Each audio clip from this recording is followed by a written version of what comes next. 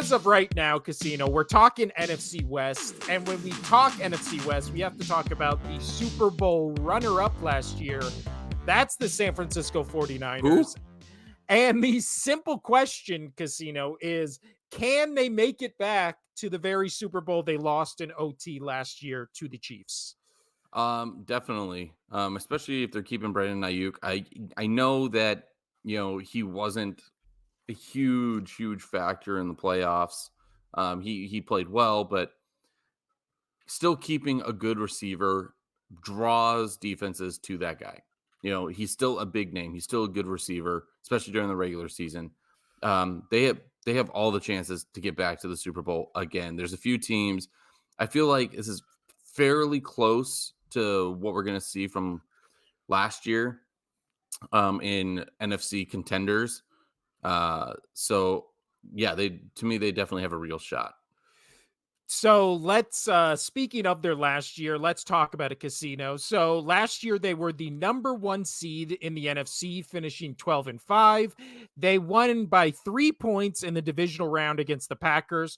Also won by 3 points against the Lions in the NFC Championship game, and then lost by 3 points in OT to the Chiefs. So that is crazy that especially when we're going to get to their ranks, how dominant they were, and they won or lost every game in the playoffs by 3 points. That is insane.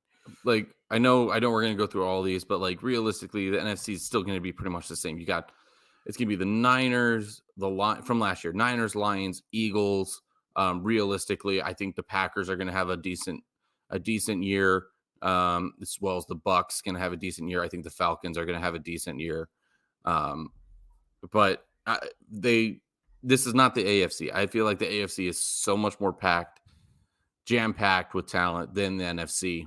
I think there's all reality that this team can be the number 1 seed in the NFC again, and with a few other teams, and make it to the Super Bowl. Their chances are very high.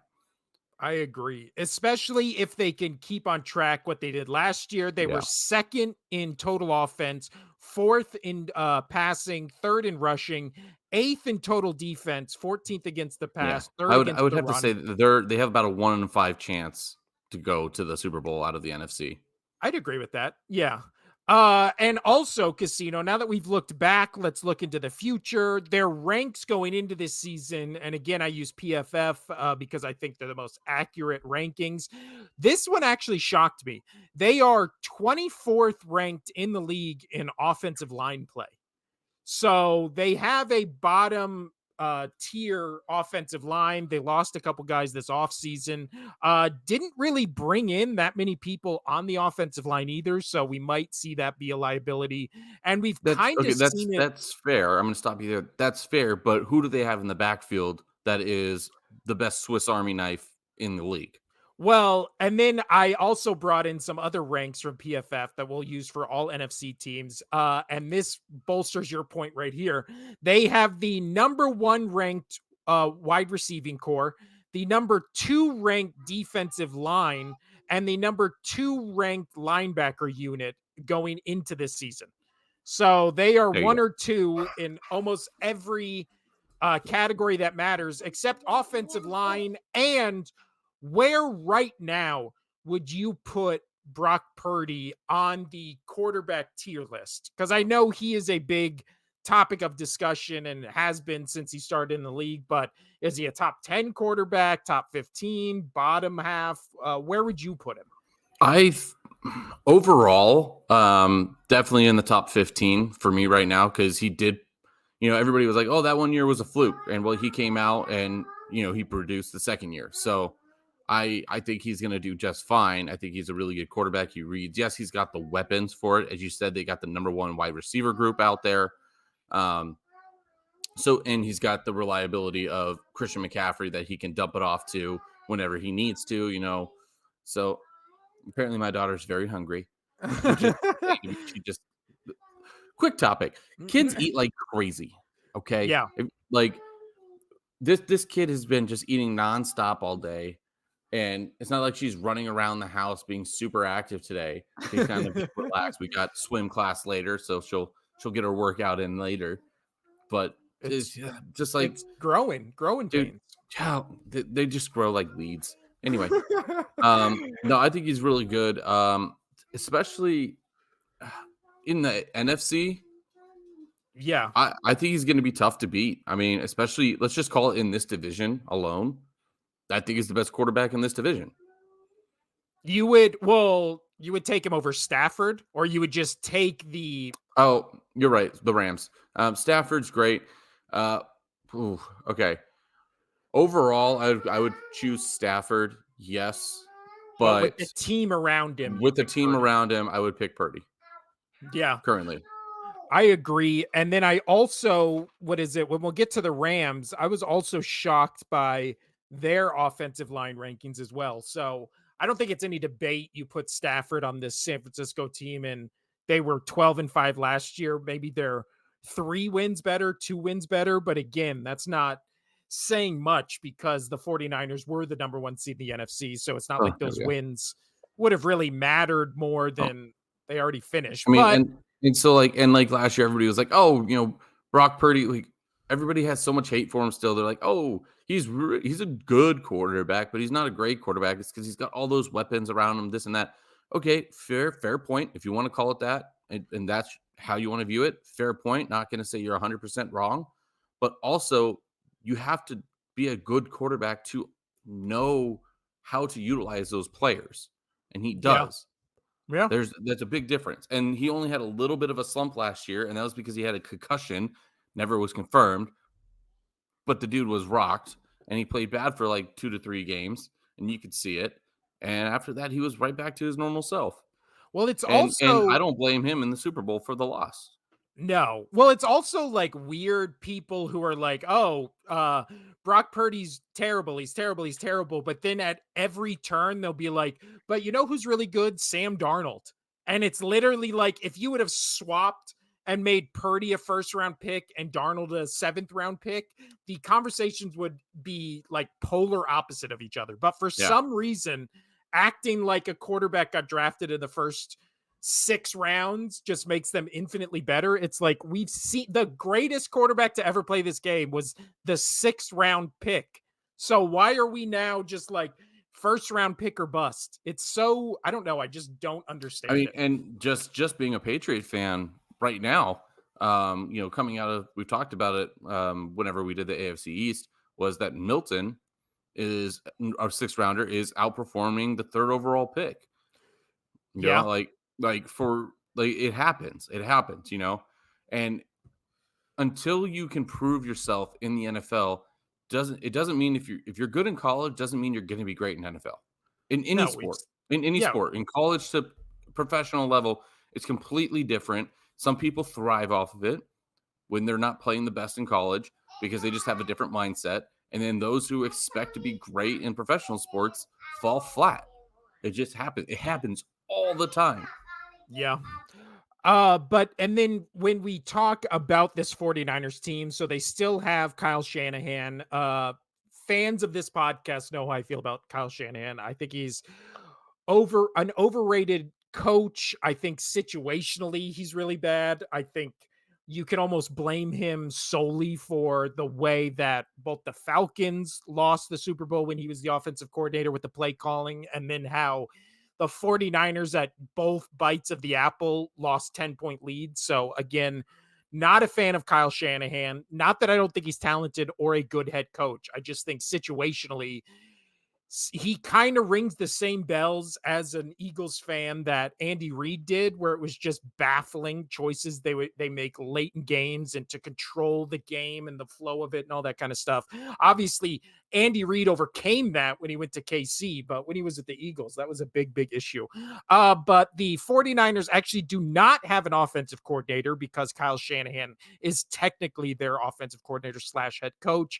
So they have Chris Forrester, who helps along with the run game coordinator and offensive line. And then they promoted Nick Sorensen as their defensive coordinator. The previous 2 years, he was defensive passing and game specialist. So they have a new defensive coordinator. And then in free agency, they got Leonard Floyd, the defensive end from the Bills, and then just a lot of depth They picked up 3 linebackers, 2 defensive tackles, a defensive end, a guard, 3 cornerbacks, an offensive tackle, safety, wide receiver, a quarterback, and then another quarterback casino who is lighting up preseason, and that is the Pastronaut, Josh Dobbs, who is putting on a show preseason. And I've already seen, I kid you not, we just talked about it.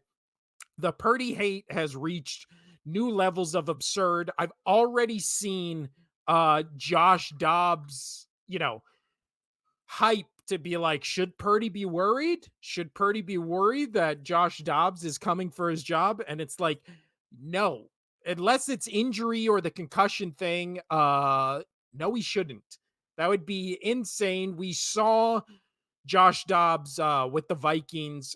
Was it last year, 2 years ago, where it's like he has a couple, 3 or 4 games here, and then he gets figured out and he kind of crumbles. So him being a professional quarterback playing against second and basically third string players, I don't think is cause for celebration or alarm if you're a 49ers fan. I think he's a very good backup and he can win you some games. But again, backup quarterbacks you want to count on to win a couple games if need be. You don't want them to be the starting quarterback.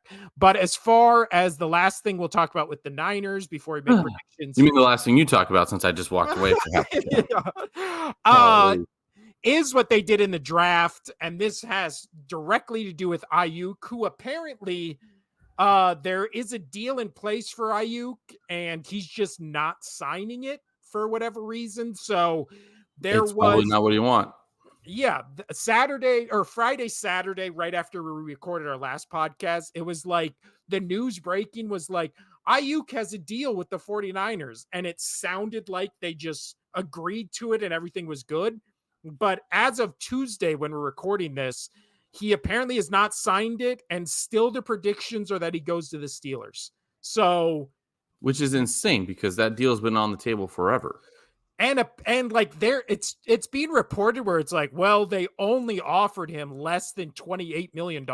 And it's just like, what do you think the it's not like the Niners are going to offer him 50 million, right? It's like, I don't know. That's the whole situation so weird. But if you read anything about it online, which I've tried to read as much as I could about it, the prediction still is that week 1 he's going to be a Steeler. So good news for who they drafted, which was they drafted Ricky Purcell out of Florida with the 31st overall first round pick. Then they followed it up with a cornerback in the second round, offensive tackle, safety, running back, wide receiver, offensive guard, linebacker. So interesting that they are rated the number 1 wide receiving group in the league based on PFF rankings, and their number 2 borderline number 1 wide receiver might not be on the team at the start of the season. So thoughts on Well, just that's what the they're basing it 49ers. off. They're basing it off of what they got right now. Right now, he's a Niner. Do you think he stays a Niner? I do. I mean, the fact that it's been in limbo this long, I just feel like it's going to get to the point. It's like, you're not going to play unless you just stay. Because, I mean, the Steelers, they've already got stuff going on there. Like, he hasn't even looked at that playbook. Obviously, you're not allowed to do any of that stuff until you're part of the team.